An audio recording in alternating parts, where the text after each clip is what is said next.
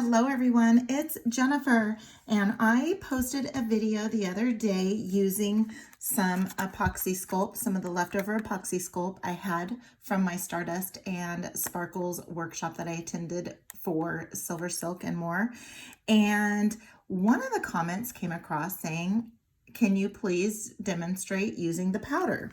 So I do have some powder left, and so I'm going to go ahead and I have a very tiny bit left, so I'm just going to have a very small little pendant, but I'm going to go ahead and use some of the powder. So first thing I'm going to do is go ahead and put on my gloves.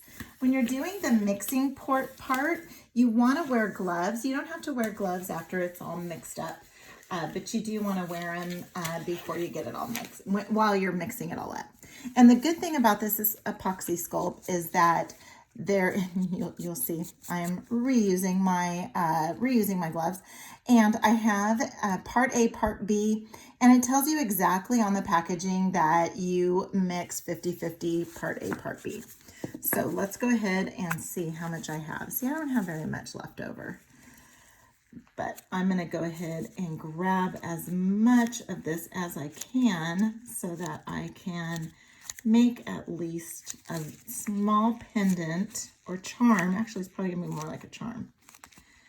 And see if we can get at least a little something to see. Just a really small amount. So we'll go ahead and get that, and then we'll grab the same amount of part B.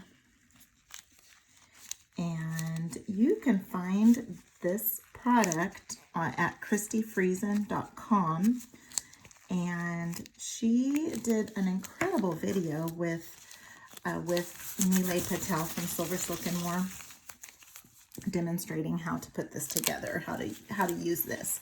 So now all I'm going to do is just start mixing and blending, and you want to mix and blend usually about a couple of minutes. And also too, when you have one solid color, you don't want a marbleized color or a marbleized, so see, that's not quite enough yet, but it's getting there. And I have a very small amount, so it's gonna mix up and start activating a little bit sooner. And I can already feel it getting warm. So let's go ahead and get that into a ball. And you also want to have some plastic down or something down so that so that you have something protecting your surface. So I'm just going to go ahead and get this a little out here. There's a little something on it. I might not have had the surface completely clean.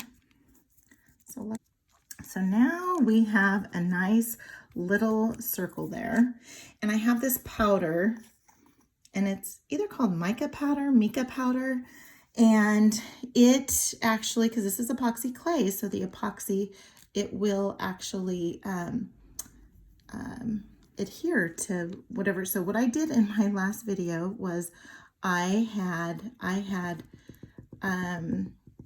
sandwiched some SilverSilk capture chain into the pendant that I was working on. And so I had a top layer and I had a bottom layer, and then I just brought them together with the SilverSilk inside, and turned out quite nice.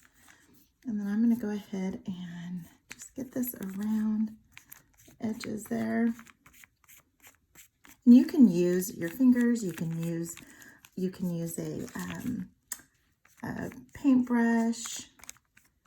It comes off your fingers quite well. So when Nilay was demonstrating this, he used his fingers, and so that's what I'm going to do now.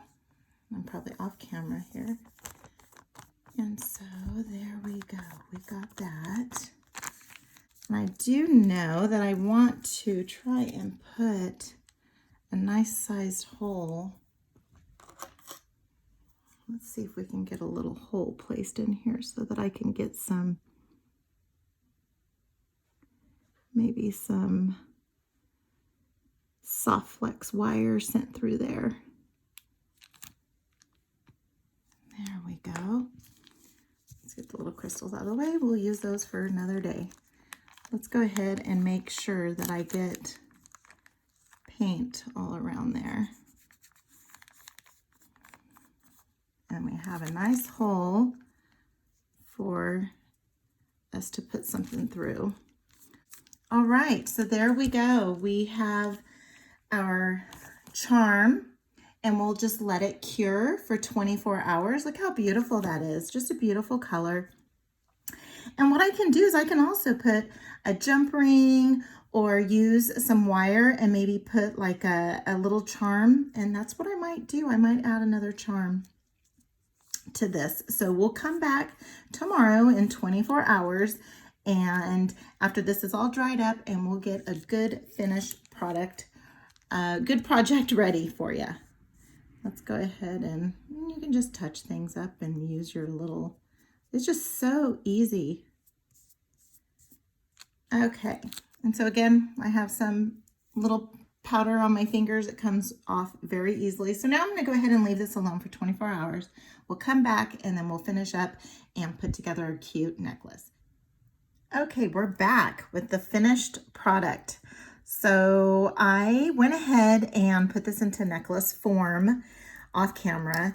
I basically did I mimicked what we did in our Sunburst and Sparkle class when we made this necklace. So we made this necklace using this glitter tubing. And so that's what I did here was I used some of the glitter tubing. I used some of the hollow mesh that I had left over, a SilverSilk hollow mesh, gorgeous colors. And then I still have a little piece of the glitter tubing. It's really cool. It's a hollow tube. And what I did was I just passed my soft flex beading wire through the end there, just like that. And then what I also did was I just inserted a piece of wire. So I just took a scrap piece of craft wire and nipped it off so that I could form it.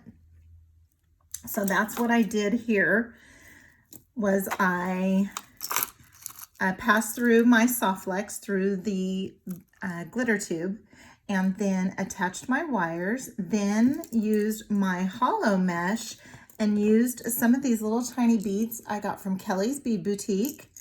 And let's see, these beads, one of them, I think the square ones came from one of the bead mix. Yes, one of my Jesse James bead mixes.